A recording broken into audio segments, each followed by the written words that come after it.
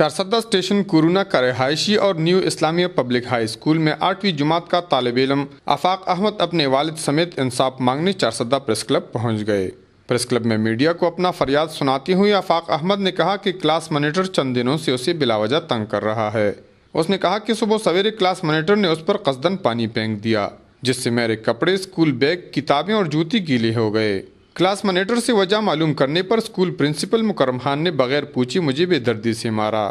Media کو اپنے جسم پر اسٹک کے گہرے نشانات دکھاتے ہوئے آفاق احمد نے کہا کہ اسکول ٹیچرز بچوں سے اسکول کی صفائی اور بازار سے سودا سلف خریدنے کا کام بھی لیتے ہیں اور انکار کرنے پر اسکول طالب علموں کو اس قسم کی سزا دی جاتی ہے۔ آفاق احمد کے والد عنایت اللہ نے میڈیا کو بتایا کہ ہم اس امید پر بچوں کو اسکول بھیجتے ہیں کہ قوم کے بچے پڑھ لکھ کر کارآمد شہری بن سکیں، مگر اسکول انتظامیہ کی جانب سے آئے روز بچوں کے ساتھ اس قسم کا رویہ اور ان پر ظالمانہ تشدد بچوں کو اسکول سے متنفر کر رہے ہیں۔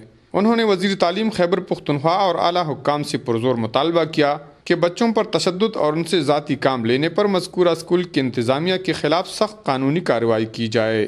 کفایت اللہ، اے نیوز، چارسدہ۔